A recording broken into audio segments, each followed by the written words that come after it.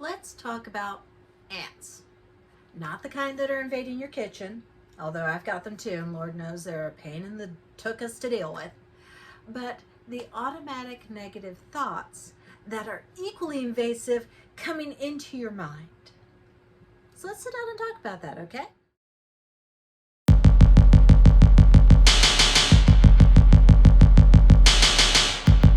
Now, obviously, we can't go out and just buy a can of Raid to deal with negative thoughts. Wouldn't it be nice if it was that easy? So how do we know when we are subjected to these form of ants? The first thing you need to watch for is if there are a lot of should statements in your internal dialogue. I really should just, stop wasting all my time watching legacies on the CW and get up and do something. I should be going out and exercising. I should be cleaning the house more. I should. Really? Does making these statements actually encourage you to do any of it? Or does it just make you feel bad that you're not already doing it? Now, once these should statements start leading into your life, what they're doing is they're triggering your guilt complex. And you don't want to deal with that. I certainly don't want to deal with that. So what do you do when these should statements are creeping in? You reframe them. Instead of, I really should go to the gym today, it's, okay, I want to go to the gym. Here is a plan of how I can do it. I really should eat healthier while I'm munching on this candy bar. Okay, I can eat healthier by doing these things. Here is the shopping list for the next time I go out. I should stop thinking these horrible guilt-inducing thoughts. I see that I'm having some anxiety-inducing thoughts right now. So what is a more credible thought? Now, it does take a while to break these patterns of thinking, and that's okay. None of us are perfect. Don't get into a guilt spiral over not breaking your guilty thoughts. And recognize those thoughts. Listen to them. Are you telling yourself you should do things? Or are you finding ways to accomplish the goals that you're setting for yourself? That's the first step. Then start recognizing other negative thinking patterns. Now, one way you can do this is have a workbook, have a log of whenever the ants come marching into your brain, and break it down. What is the situation? What is your mood at the time? What is the thought or image that is automatically working its way into your head? After you identify these, then you can change the thought into a more productive or helpful thought pattern. So, what situation causes these negative thought patterns for you? Who are you with? What are you doing? Where were you? When were you? When you recognize these situations that can habitually cause negative thought patterns, it makes it a lot easier to start actively avoiding them. What is your mood in the situation? Describe your moods in one word if possible and rate the intensity on it on a scale of 1 to 100. If you are handing in a project and you're feeling anxious over it, figure out exactly what is inducing this anxiety. Are you irritated at your work partner? Are you nervous that it may not be good enough? Do you feel guilt that you think you may not have done enough on it? Rate exactly what it is you're feeling and why. Then, the main point of this is see how much of your thoughts were influenced by your mood. Then also look at what the thoughts are that are running through your mind. List the exact thoughts you're having. Are you thinking, oh, I'm so stupid? Or I'm going to mess up. I know I'm going to mess up. Or One of the ones that was always the worst for me, and particularly in high school and college. Nobody really likes me. They're just pretending to and hoping I'll go away.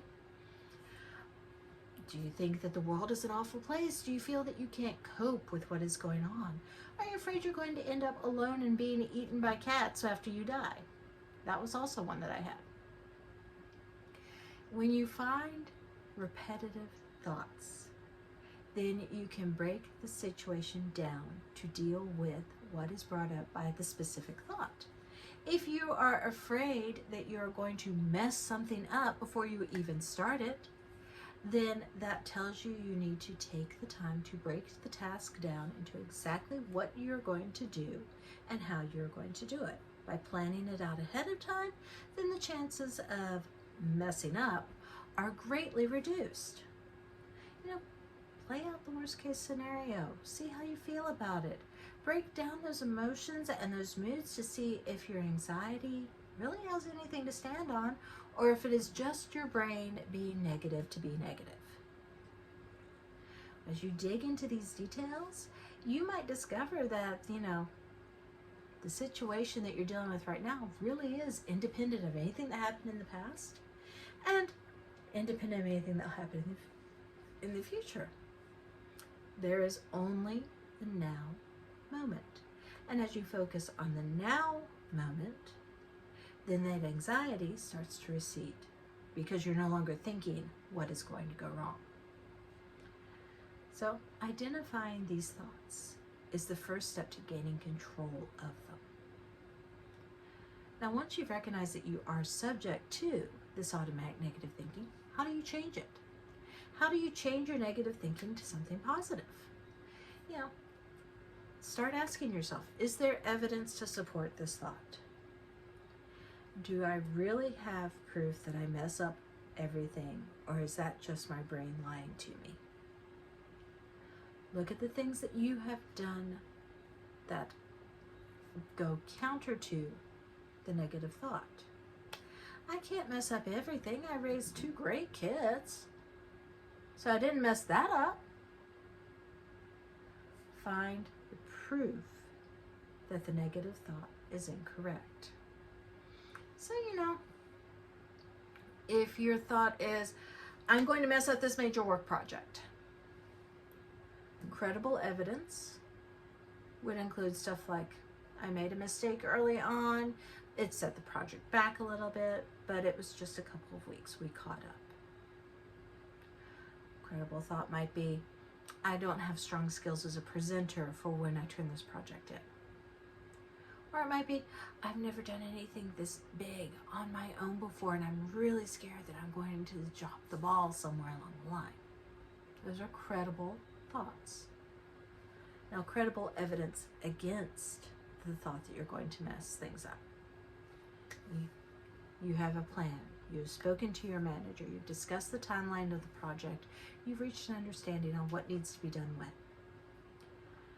You have a plan. You've been practicing your presentation for over 2 weeks. You've practiced it in front of a coworker, in front of a mirror. You've gotten constructive feedback. You have a plan. You know the material so you can answer any questions that come up.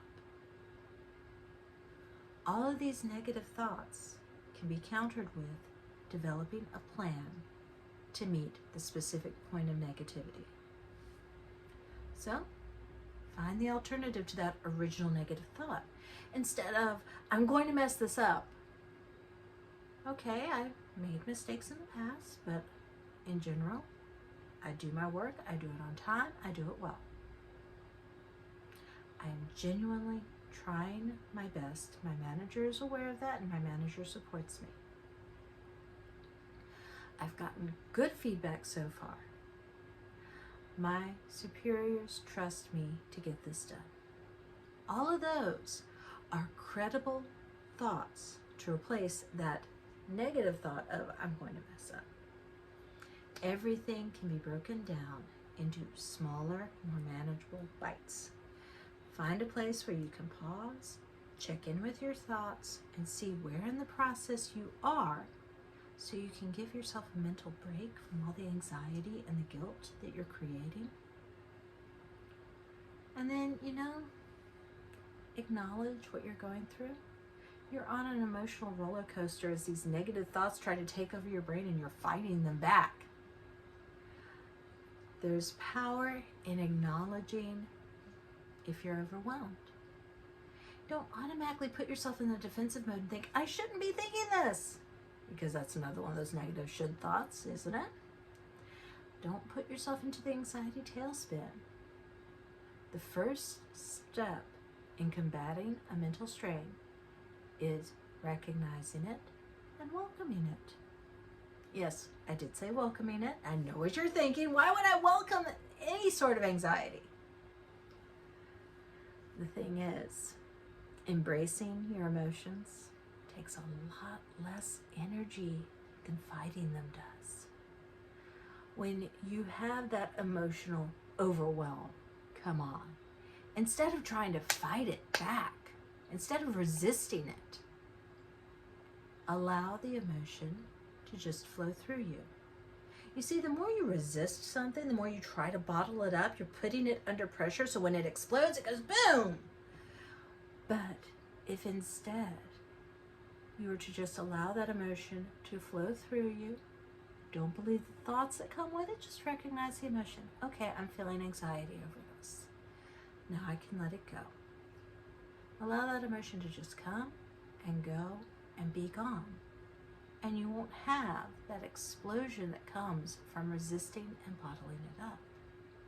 Spend more time looking at yourself and going, oh, hello, anxiety monster. What do we need to do to function together today? Because that is going to be more productive in the long run than going, okay, have to defeat the anxiety. It also makes your life a lot more pleasant. Just remember, there's always another option out there. Even if it means that you have to look at someone and say, I'm sorry, I can't. No is a valid response. Even when you're a people pleaser, no is a valid response. Yeah. If your anxiety or stress is based on a situation, you really do have the option of saying, I'm sorry, I can't. And in the long run, it will put you in a healthier place so that the next time you can look and say, sure, I've got this, and absolutely know it to the core of your being.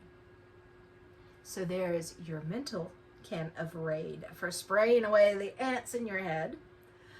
Now, if you've got one that works better for the ants in my kitchen, please let me know, okay? I'm Marna. Thank you for joining me, and I will see you on the next video.